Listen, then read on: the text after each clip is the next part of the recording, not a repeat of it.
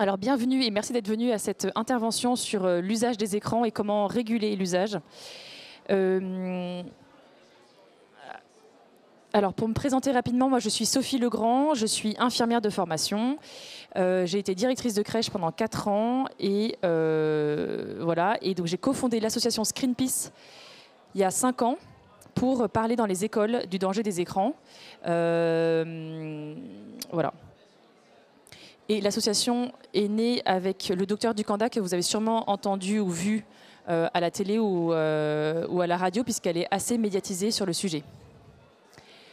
Alors pour rentrer dans le vif du sujet, je vais vous demander, pour ceux qui le veulent, de jouer le jeu, d'éteindre vos téléphones pour être complètement connectés à ce qui va se passer ici pendant quelques minutes. Alors, d'habitude, je parle pendant 1h30, mais là, on m'a demandé de le faire en 30 ou 40 minutes, donc ça va être un exercice assez sport pour moi. Donc, je vais aller plus vite sur certaines parties.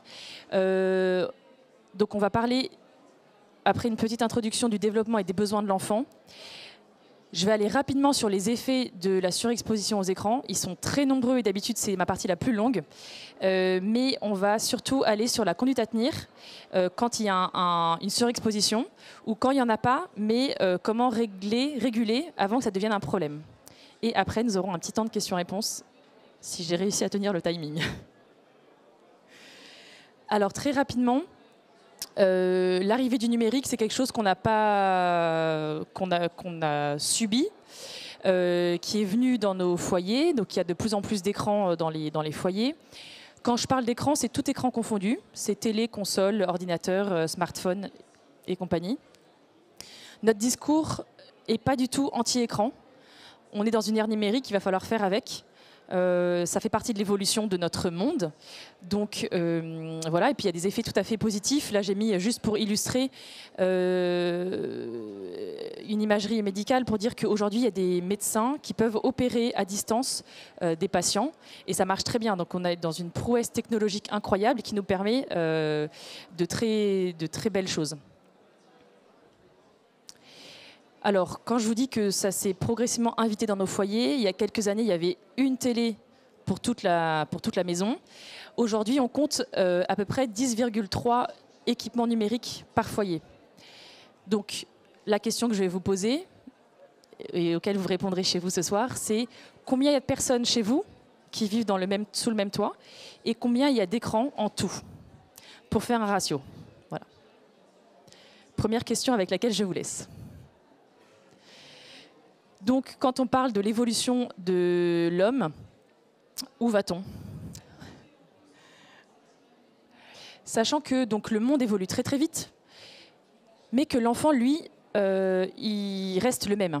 Un bébé qui naît en 2024, c'est le même qu'un bébé qui naissait à l'Antiquité, à peu de choses près. Ça veut dire que l'enfant, c'est comme s'il repart de zéro à chaque fois. Même si le monde, lui, est très évolué et évolue très vite, le bébé, il reste un bébé, il a toujours les mêmes besoins. Alors, quand on parle de besoins, de quoi parle-t-on? J'aime bien, pour ça, venir déjà in utero, voir un peu ce qui se passe. Puisque l'être humain, on est fait comme ça, on va découvrir le monde grâce à nos 5 sens. Et c'est intéressant de voir que les 5 sens sont déjà présents in utero.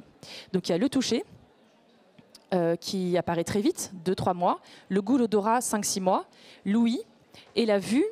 La vue, c'est le sens qui est le moins développé, puisque in utero, par définition, il fait noir, et que quand l'enfant naît, la vue est très immature, et l'enfant, au début, voit flou, et il voit des contrastes clair foncé, puis progressivement, sa vue va s'améliorer, il va pouvoir voir de plus en plus loin, et les couleurs vont arriver et se mettre en place.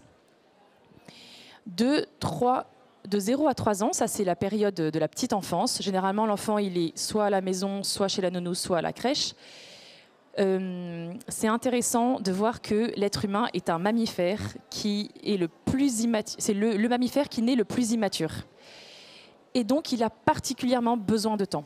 Un veau, quand il naît, il lui faut 20 minutes pour marcher. Nous, il nous faut 12-15 mois.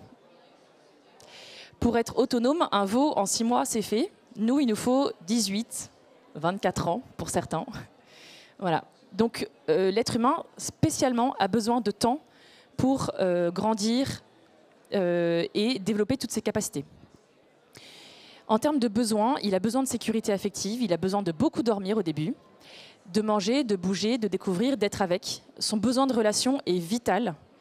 Il y a eu des expériences où les enfants, on les privait de relation et les enfants sont morts. Donc la relation, l'affection, la communication est vraiment vitale pour les tout petits.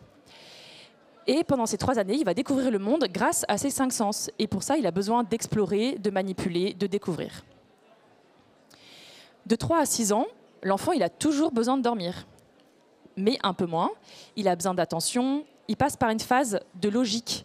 Ça veut dire que dès 3 ans, dans son cerveau se met en place une logique très forte.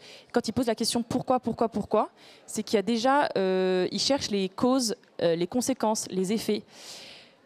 Donc voilà, donc dans son cerveau, il y a plein de choses qui se mettent en place, et notamment l'élaboration du langage, qui est quelque chose de très très complexe aussi. Il a besoin d'avoir un cadre, et qui dit cadre dit frustration. L'enfant, tout petit, plus il gère ses frustrations petit, plus ce sera simple pour la suite. Et il a besoin de bouger et de se dépenser. Ça, c'est primordial parce qu'il va expérimenter tout avec son corps. Et c'est parce que son corps est investi dans ses explorations qu'il va intégrer certaines notions. Ensuite, de 6 à 11 ans, je ne sais pas si vous voyez mon petit pointeur, de 6 à 11 ans, il a toujours besoin de dormir. Et dans ses apprentissages, là, il est en CP et toute l'école maternelle, primaire, pardon, il va pouvoir être de plus en plus précis dans ses apprentissages. Il va aller dans des choses de plus en plus complexes, détaillées. Il a toujours besoin d'un cadre, toujours besoin d'être en relation, et il a besoin de se concentrer. On en reparlera après de la concentration. Alors, la surexposition aux écrans, qu'est-ce que c'est et qu'est-ce que ça a comme conséquence? Alors, Monsieur Desmurger est dans les locaux ici. Je m'appuie beaucoup sur son deuxième livre, qui est La fabrique du crétin digital, où il recense beaucoup d'études scientifiques qui ont été faites sur le sujet. Donc, il y a des études qui sont faites, voilà, et qui mettent en corrélation un temps d'écran ou d'exposition aux écrans qui est fort et plusieurs troubles. Et ensuite, il y a toute l'expérience terrain que l'on voit au quotidien. Quand on intervient dans les écoles, auprès des parents, il y a beaucoup de témoignages qui corroborent ces études. Tout ce que je vais vous décrire après, ce n'est pas uniquement lié aux écrans. Il peut y avoir des pathologies. Voilà. Donc je ne dis pas que la seule cause, c'est les écrans et que la seule solution, c'est d'arrêter les écrans. Pas du tout, il y a d'autres facteurs. Quelques chiffres rapidement. 221, c'est le nombre de fois qu'on déverrouille notre téléphone par jour, nous adultes. 600 à 7 fois par jour, c'est le nombre où on touche notre téléphone par jour. Parfois, on le touche juste pour être sûr qu'il est là. Quelqu'un s'est amusé à multiplier le temps quotidien d'écran par jour et à le multiplier sur des mois et des années, et ça fait 27 ans de notre vie. 27 ans, c'est un tiers, en gros, de notre vie. Donc aujourd'hui, avec les chiffres actuels, on passe un tiers de notre vie devant les écrans. Un autre chiffre que j'ai rajouté il n'y a pas longtemps, parce que j'ai découvert il n'y a pas si longtemps que ça, un quart des adolescents mettent un réveil la nuit pour vérifier qu'ils ne ratent pas une information. Alors, surexposition, il y a 3 paramètres. Il y a plusieurs choses. Il faut qu'il y ait une exposition et il faut qu'il y ait des troubles. Et dans ces cas-là, on peut parler de surexposition. Il y a 3 critères. Il y a à partir de quand l'enfant a commencé, combien de temps il regarde et qu'est-ce qu'il regarde. C'est pas pareil de regarder 10 heures d'écran par jour et d'avoir vu Squid Game quand on a 3 ans que d'avoir commencé un Peppa Pig à 6 ans et de regarder une demi-heure par jour. Vous voyez ? Je prends des exemples assez extrêmes, mais qui sont vécus aussi. Voilà. Et avec un ou plusieurs troubles associés. Alors, on va voir de quoi est-ce qu'il s'agit. Mais avant, j'aimerais bien redéfinir qu'est-ce que c'est que l'exposition en tant que telle. Il y a l'exposition directe, c'est la première à laquelle on pense, où en fait l'enfant est directement exposé aux écrans. Il y a l'exposition passive, c'est un peu comme le tabagisme passif, c'est-à-dire que ce n'est pas l'enfant qui regarde directement, mais il a quand même des conséquences. C'est typiquement la télé allumée en fond que personne ne regarde. Mais en fait, l'enfant, dans son jeu, il va quand même jeter des regards très réguliers parce que ça va attirer son attention et ça va le déconcentrer de son jeu et ça va le couper dans sa logique qu'il est en train de mettre en place. Et la technoférence, alors là, ça nous concerne nous, plutôt nous, adultes, parents ou éducateurs, c'est quand les écrans vont interférer dans la relation. Et ça, on va voir que ça va avoir des répercussions, notamment sur l'attachement, l'estime de soi, et c'est pas sans conséquence. Alors, en termes de temps, où est-ce qu'on en est? Aujourd'hui, les 0-7 ans passent 3h11 par jour. Les 8-11 ans, 5 heures. Les 11-18 ans, 8h23. Donc, on retrouve nos 8 heures par jour, qui est en gros un tiers de la journée, donc un tiers de notre vie. Vous voyez? Et donc, M. Desmurger s'est amusé à multiplier ce temps-là et à le comparer au temps passé en cours, juste le temps passé à l'école. Et donc, il dit aujourd'hui, la jeunesse passe plus de temps sur les médias que sur les bancs de l'école. Donc il a multiplié en années. Donc là, il passe 2 années scolaires et l'équivalent de 2 années scolaires et demie sur les écrans. Donc on comprend que les professeurs ont du mal à capter l'attention et à enseigner. Et donc la deuxième question avec laquelle je vous laisse, c'est « Et vous, où est-ce que vous en êtes ?» Parce qu'on parle souvent des enfants, mais c'est bien de se remettre en question, soit adulte. Et il y a différents troubles que j'ai répertoriés en 3 catégories, physiques, psychosociaux et cognitifs. Et donc, ah oui, juste avant, je vais 3h11 par jour, on peut se dire, waouh, mais c'est beaucoup, comment des parents peuvent laisser un enfant aussi longtemps devant les écrans, ils sont inconscients.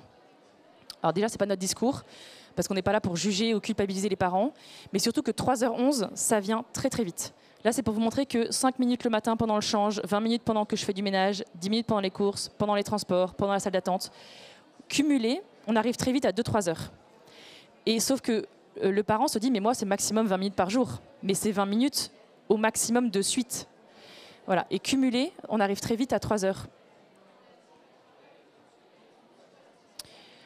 Ça, c'est une étude assez récente, 2018-2020, sur 100 000 enfants. Donc, c'est une grosse cohorte qui montre que plus il y a un temps d'écran long, plus la prévalence des troubles est forte.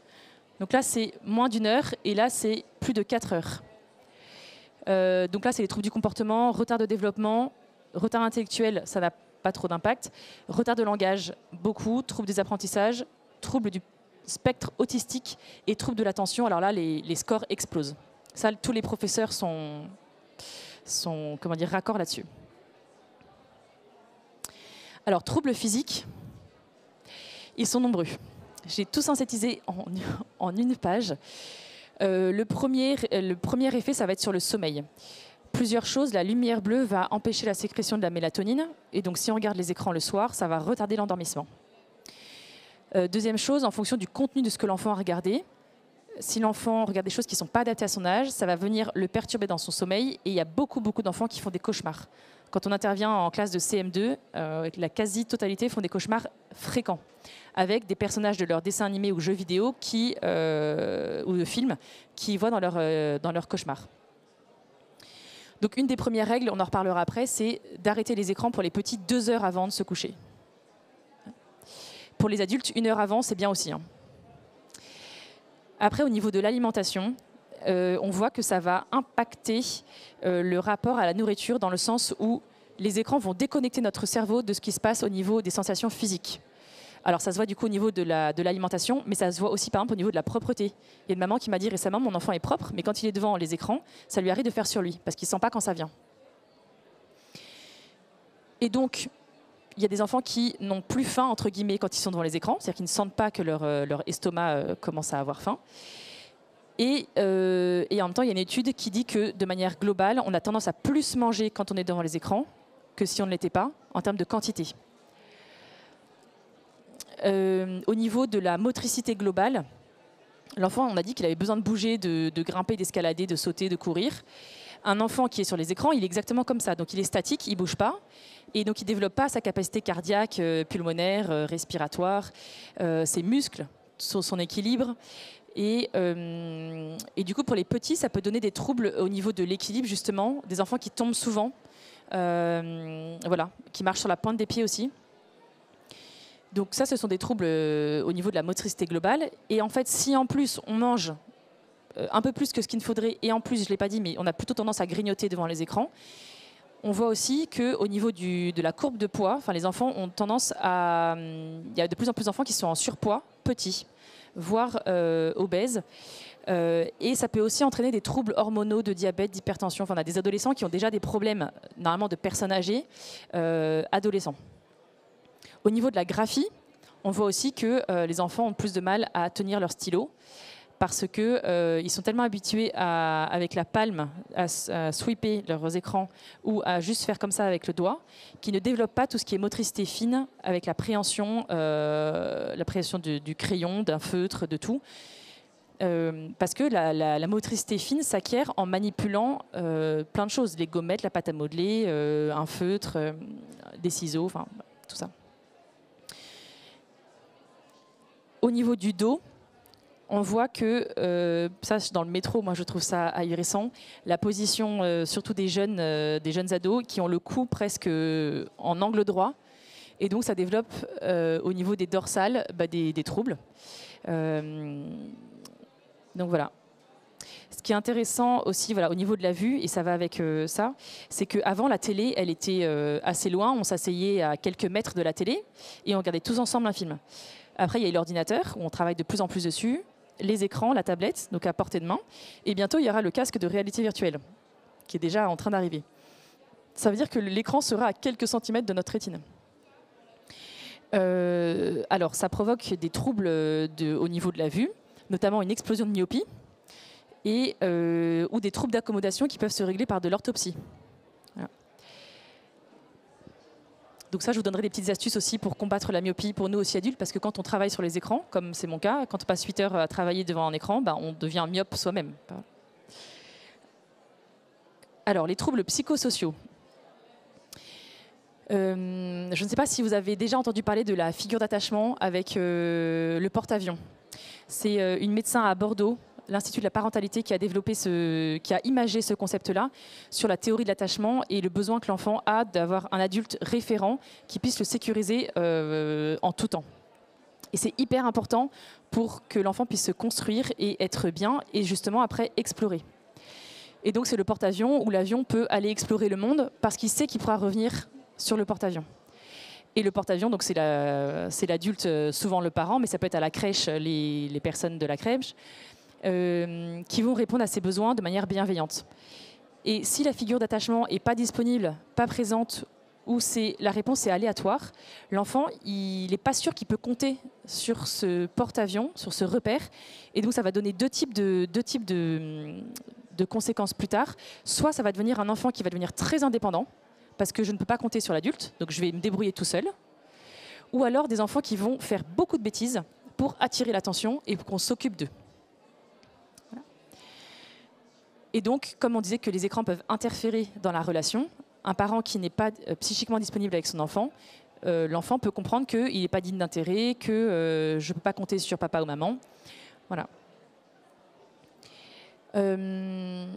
Alors ensuite, les écrans, ça on le voit très clairement, mais même dès la crèche, ça donne une hyperactivité pour beaucoup d'enfants. L'enfant ne se pose pas.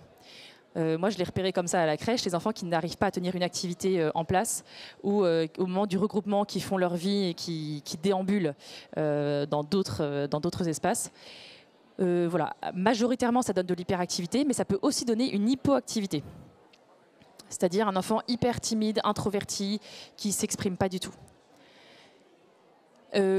Autre trouble psychosocial, l'intolérance à la frustration. Un enfant qui regarde les écrans a beaucoup de mal à gérer sa frustration. Pourquoi ? Parce que les écrans, si on veut résumer en quelques mots, c'est du plaisir sans effort. C'est-à-dire que je suis bien, j'oublie mes soucis, je suis devant un film, je suis dans ma bulle, le monde peut s'écrouler, je ne m'en rends même plus compte. Et ça, c'est sans effort. Donc chimiquement, ça se traduit par de la dopamine dans notre corps. Donc on est bien, on est très bien, et en plus sans rien faire. Donc notre corps va en redemander. Donc ça, c'est un des phénomènes qui va être accentué pour rendre les applications et les réseaux sociaux addictifs. Mais du coup, si je passe 5 heures de ma journée, voire 8 heures de ma journée devant les écrans à être irrigué de dopamine sans effort, quand je me confronte à une limite, à un non, à un stop, c'est très compliqué et l'enfant n'est même presque pas capable neurologiquement et psychologiquement de gérer. Et donc, ça va donner des crises, mais disproportionnées. Si vous retirez un livre à un enfant, ou si vous retirez une tablette où l'enfant joue à Fortnite, la réaction, souvent, n'est pas la même. Autre chose au niveau des troubles psychosociaux, je l'ai schématisé par ces 2 images, ça peut donner des troubles, des comportements inadaptés qui vont faire écho au tableau du spectre autistique. Donc ce sont des enfants qui peuvent faire du flapping avec leurs mains, ils font comme ça, ou des rotations de leurs mains. Ils vont faire rouler les roues des petites voitures, ouvrir, fermer les portes, fixer les lumières longuement, longer les murs en aller-retour. Voilà, c'est ce qu'on appelle des stéréotypies. Et ça, clairement, quand on voit ça, généralement tout de suite, on va penser à de l'autisme.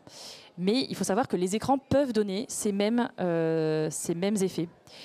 Je ne suis pas en train de dire que les écrans créent de l'autisme. Ce n'est pas du tout notre propos. C'est que ça va donner des symptômes qui sont similaires à de l'autisme. Et pour faire la différence, il va falloir réduire ou arrêter les écrans pour voir la différence. Et ça, typiquement, c'est des symptômes qui diminuent assez vite quand on retire les écrans. Après, au niveau des relations sociales, on voit que ces outils-là nous permettent d'être en communication avec le monde entier. Mais ceci dit, les enfants ont énormément de mal à être en vraie relation. Et on a de plus en plus d'adolescents qui s'isolent complètement et qui ne sortent presque plus, qui en arrivent à décrocher de l'école. Et on a de plus en plus de tentatives de suicide chez les ados et de souffrance mentale. Et ça, c'est quand même beaucoup lié aux réseaux sociaux parce qu'il y a beaucoup de choses qui circulent. Il suffit qu'ils aient vu une vidéo triste et qu'ils aient liké parce qu'ils ne se sentent pas très bien aujourd'hui, que l'algorithme leur propose plein de vidéos tristes.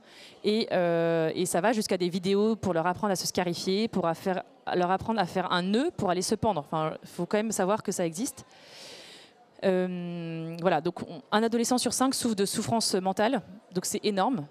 Donc il y a un vrai enjeu par rapport à ça.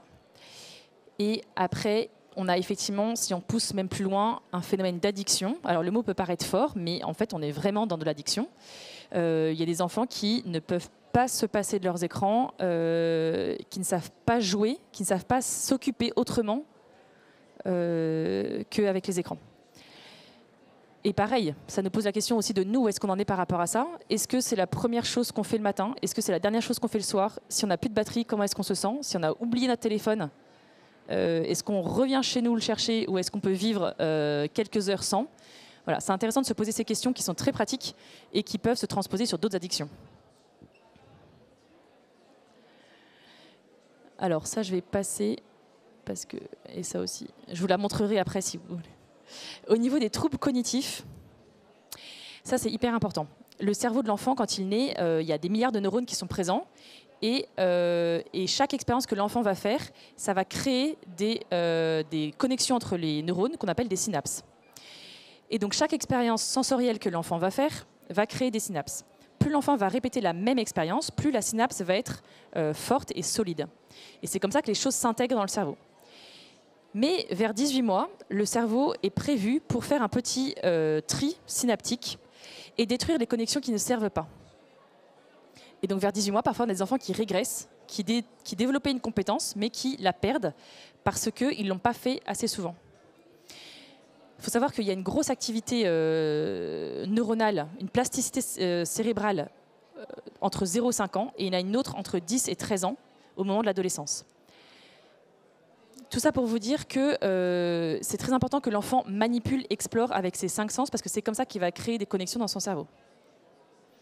On voit qu'il y a beaucoup d'enfants surexposés qui ont des troubles du langage. Voilà.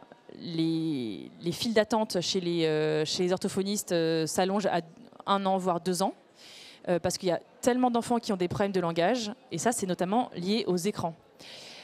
Pourquoi? Parce qu'on apprend à parler parce qu'on nous parle. Or, un écran ne parle pas à un enfant, et il n'y a pas de communication, il n'y a pas de relation, il n'y a pas d'échange de regard, il n'y a pas d'émotion. Et l'enfant, il a besoin, pour apprendre à parler, à regarder aussi comment est-ce que la bouche se positionne pour faire tel son. Mais avec un écran, ce n'est pas possible. Donc ça va donner des retards de langage, pas de langage du tout, ou des écholalies, ou des voix de synthèse. Alors je vous ai ramené un super petit objet, ce n'est pas un écran, mais c'est pour vous montrer aussi que ces jeux-là sont dans le même type de modèle.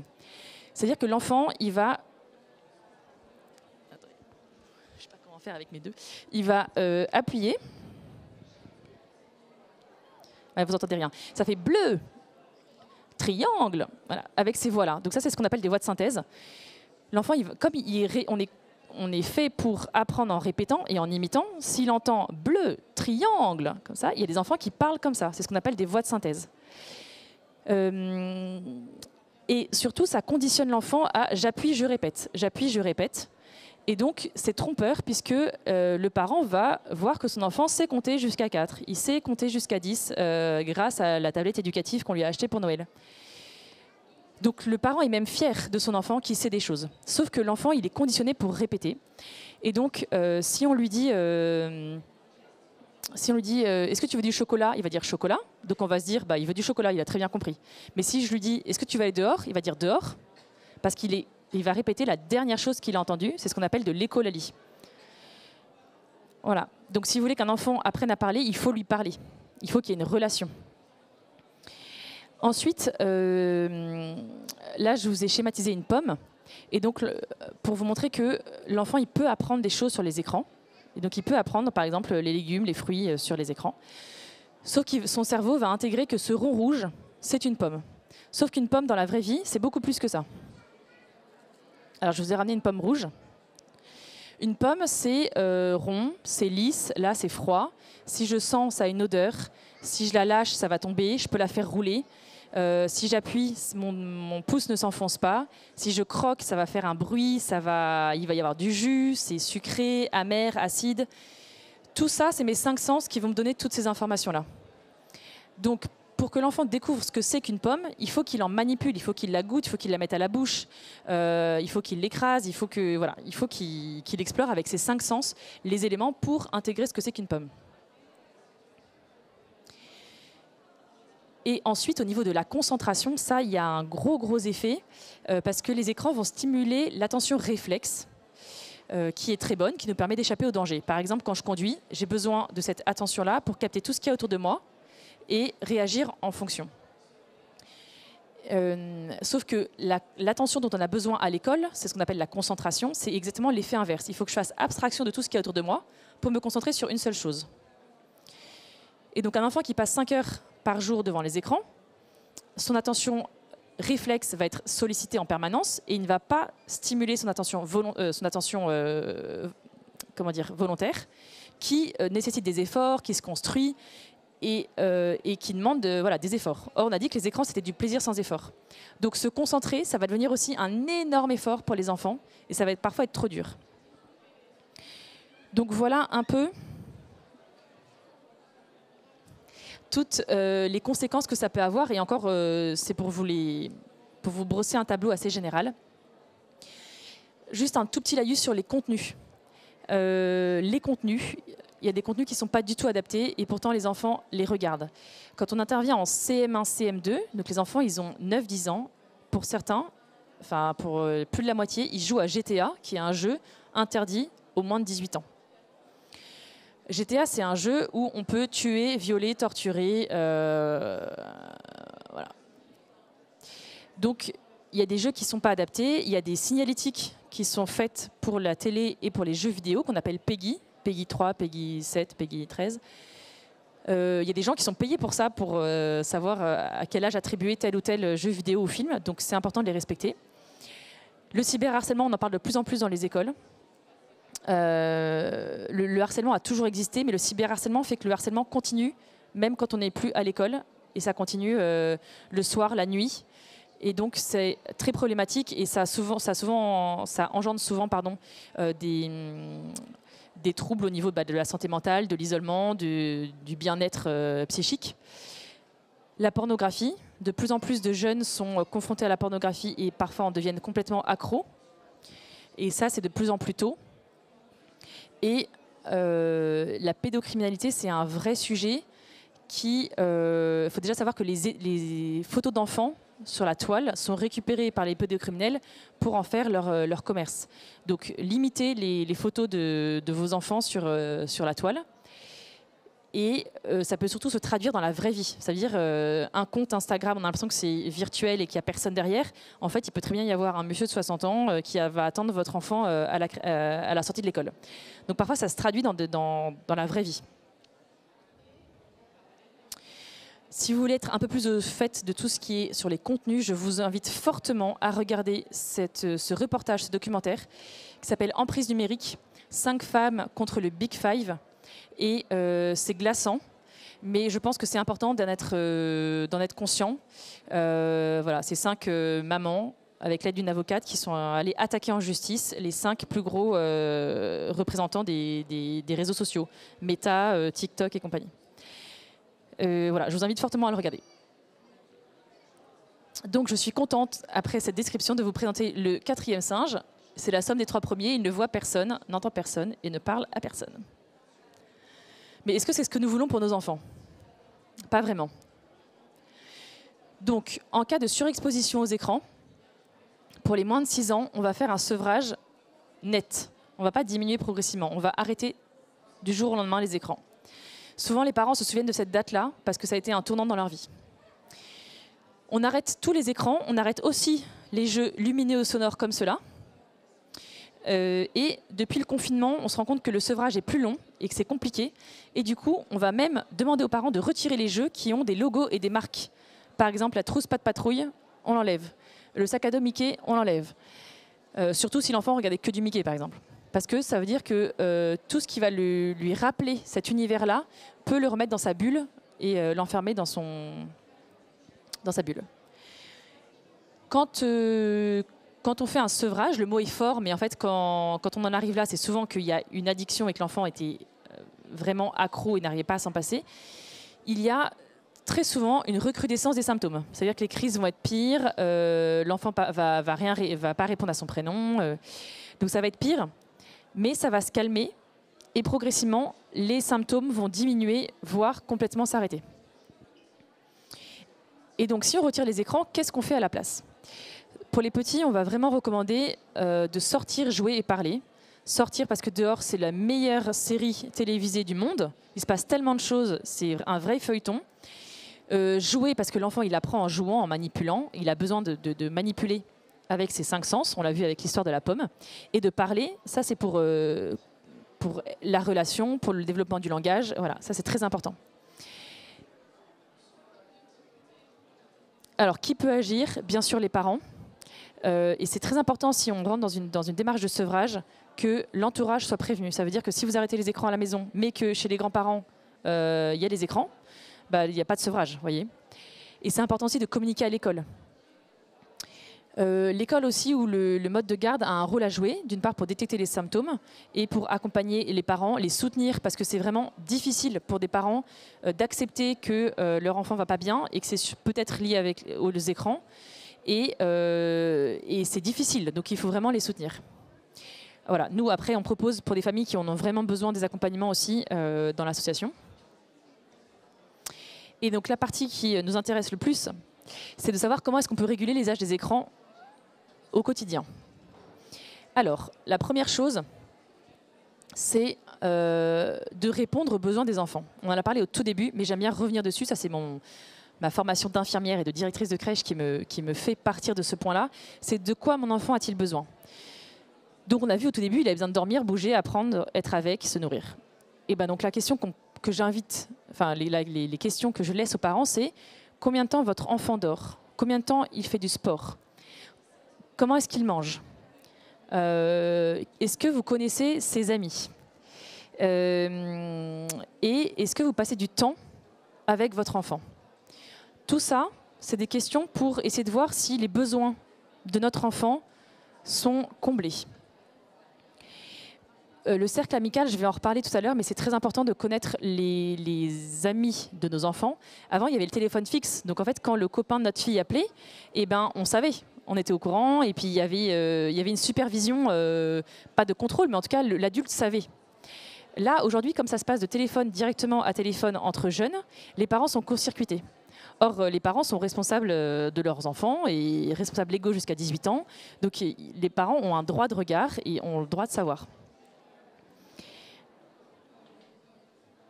Alors, pour rappel, ça se trouve sur Internet très facilement, c'est combien de temps un enfant doit dormir en fonction de son âge. Voilà, par exemple, les enfants du primaire, 6-13 ans, ils doivent dormir entre 9 et 11 heures.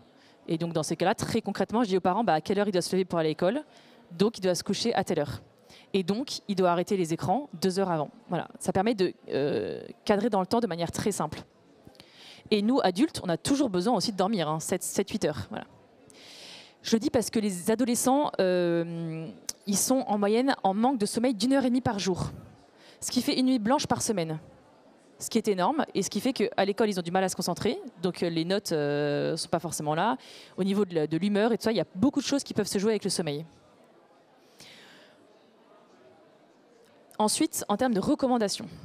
Alors, vous allez trouver qu'on est très drastique, mais parce qu'on sait que forcément, ça va être un peu plus. Mais du coup, on va essayer de fixer une limite assez basse pour les temps d'écran.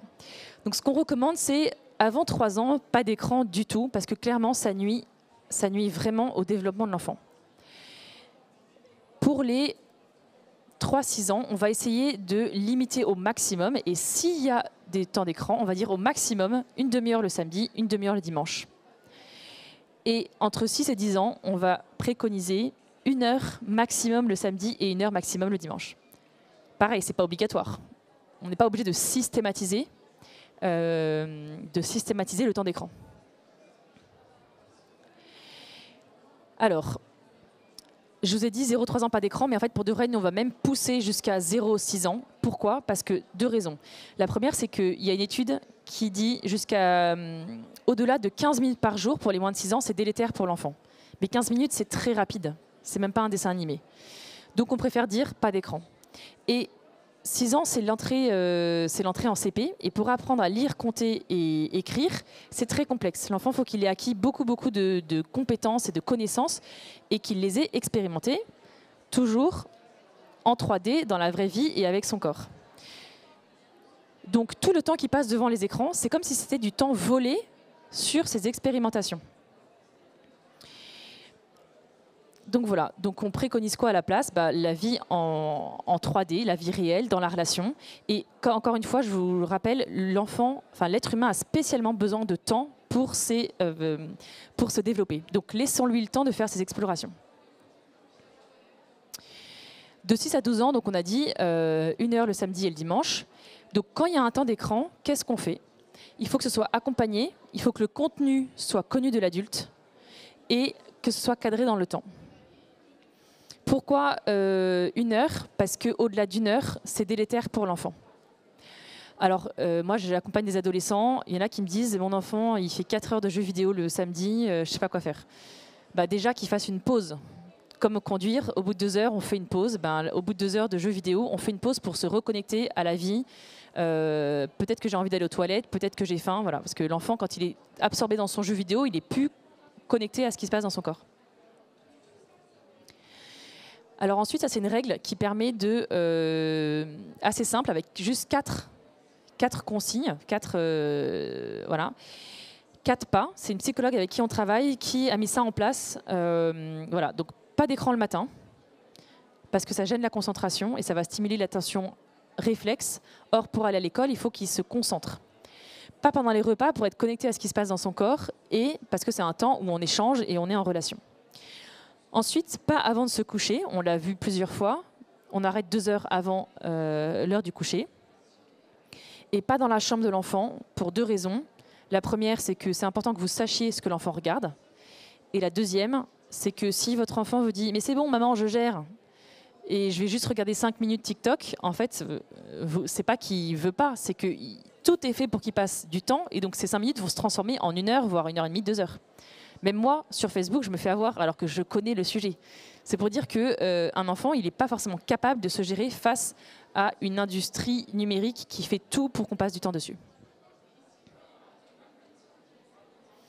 Ensuite, j'ai schématisé ici un logement pour dire qu'on peut définir des temps sans écran, mais c'est bien qu'il y ait aussi des lieux sans écran.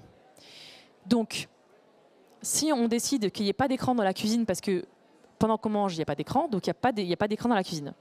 Dans la chambre de l'enfant, pas d'écran. Si on décide que dans la chambre des parents, il y a un écran, très bien. Si on décide de regarder la télé ensemble dans le salon, très bien. C'est bien qu'il y ait des lieux identifiés avec et sans écran. Ensuite, ça c'est pour combattre la myopie. C'est la règle des 3-20. Toutes les 20 minutes, on fait une pause de 20 secondes et on regarde à 20 mètres. Ça, je le savais. Je suis allée voir l'ophtalmo qui m'a dit, vous savez, il faudrait que vous appliquiez la règle des 3-20. Je dis, bah oui, je connais bien. Il me dit, mais par contre, il faut le faire. Et du coup, maintenant, ce que je fais, c'est que je mets vraiment un réveil toutes les 20 minutes. Déjà, ça passe très vite, 20 minutes. Et en fait, c'est vrai que c'est très bon pour que nos yeux s'habituent à s'accommoder encore de loin. Donc ça, c'est un conseil pour nous adultes qui regardons souvent les écrans.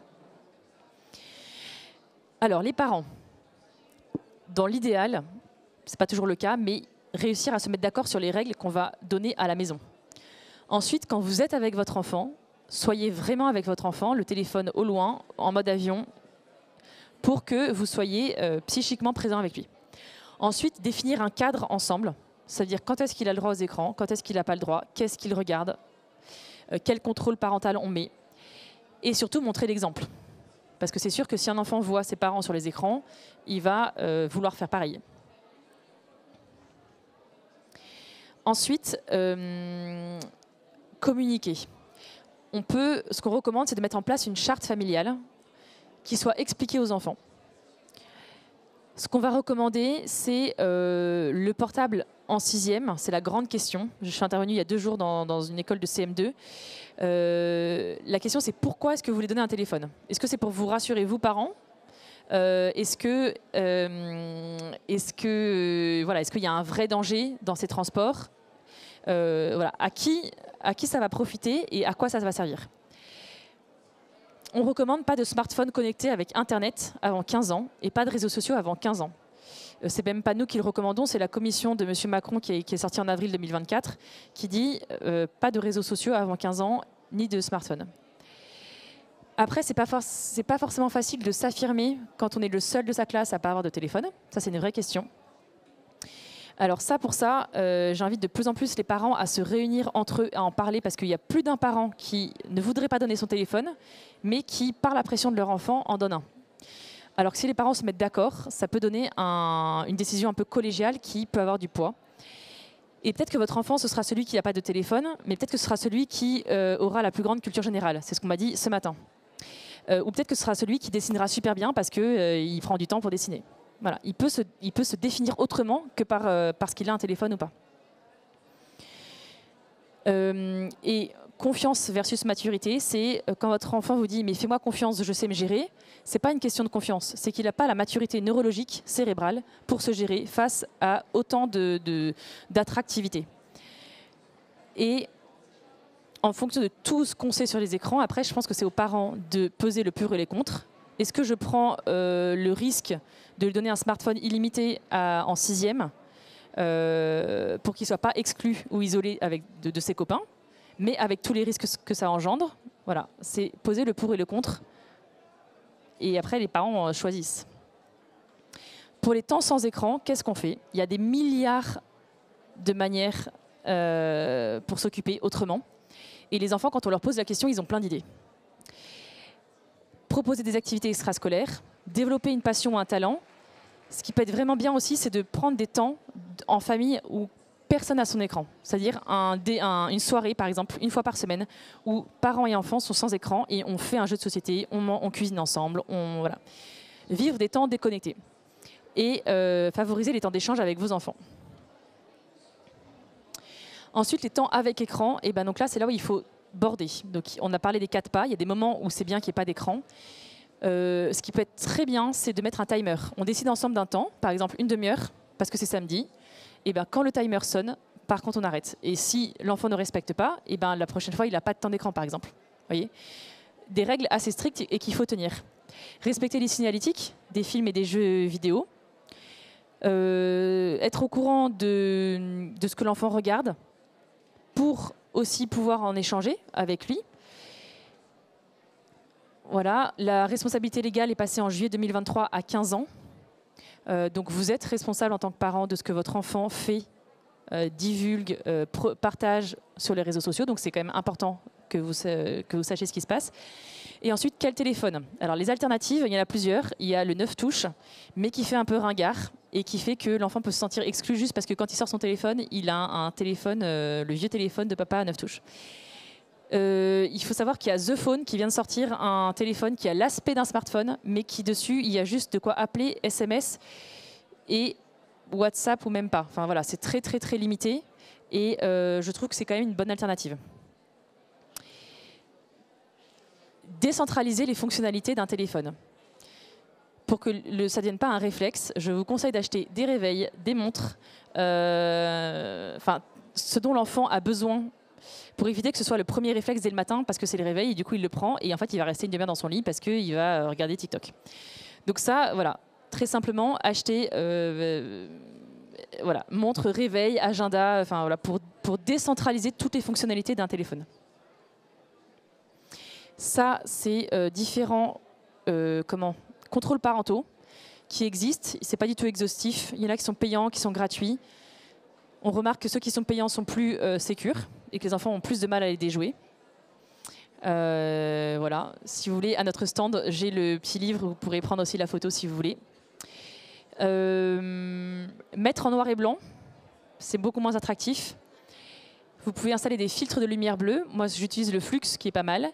Et pour les petits, pour les parents de petits, avoir toujours prêt devant la porte d'entrée un sac avec des jeux, des Scooby-Doo, un feutre, du papier, un livre, de quoi occuper l'enfant pour éviter de donner le téléphone dans tous les moments un peu de latence. Sachant que c'est très bien aussi si les enfants s'ennuient. C'est très bien, ça développe la créativité. Et s'ils s'ennuient, ils peuvent regarder les gens, regarder ce qui se passe, regarder les interactions. On apprend plein de choses en observant. Ça, c'est un rappel pour les âges des réseaux sociaux, sachant que c'est passé à 15 ans, mais ce n'est pas encore effectif. Là, j'ai regardé récemment, sur tout ce qu'on trouve, ce n'est pas encore effectif, mais en tout cas, au niveau d'un texte, c'est passé à 15 ans. Je l'ai remis en couleur, vous voyez la différence? Noir et blanc, couleur. Voilà, c'est pour vous dire qu'un téléphone en noir et blanc, c'est quand même beaucoup moins attractif.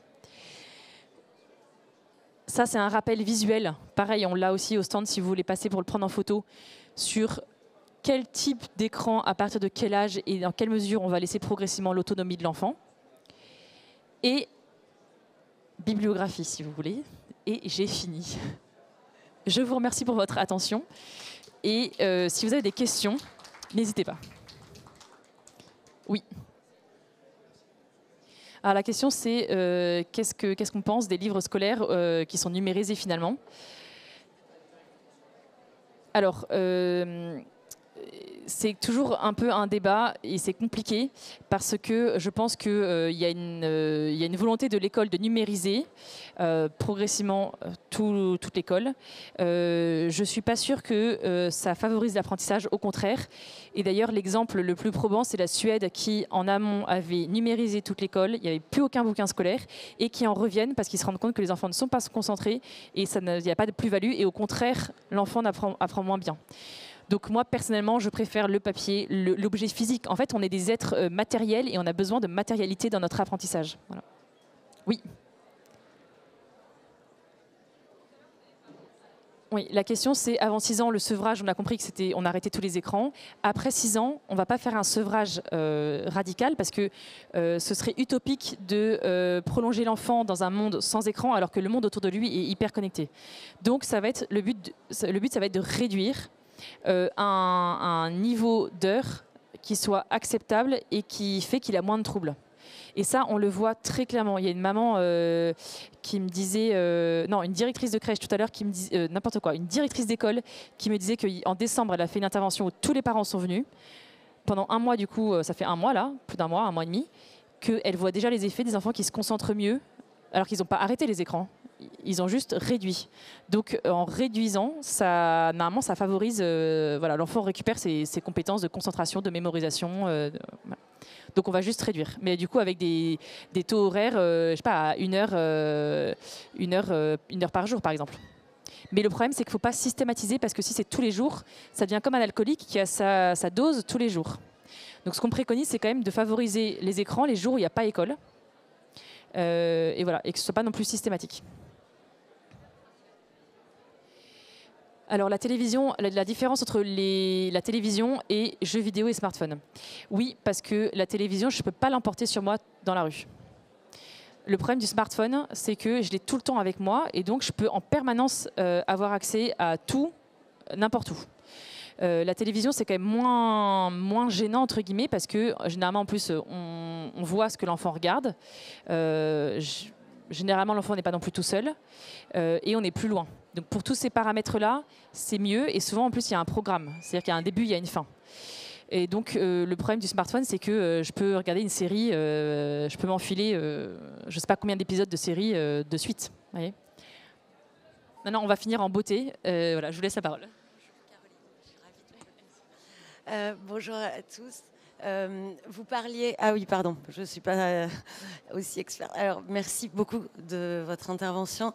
Je connais d'autres membres de Screenpeace et nous développons un collectif national de parents en France qui s'appelle le Pacte Smartphone. Voilà, donc vous pouvez aller sur le site Pacte Smartphone, je ne sais même plus si c'est .com ou .fr, excusez-moi. Mais l'idée, c'est justement ce que vous décriviez, de s'unir école par école, classe par classe, de parler. Il y a toujours des parents qui sont déjà plus sensibilisés à la question et ça permet d'en sensibiliser d'autres et de petit à petit retirer cette pression sociale qu'il y a sur les enfants et en France spécifiquement en CM1, CM2 et au moment du passage en 6e. Voilà, donc n'hésitez pas à nous rejoindre ou à en parler. Merci.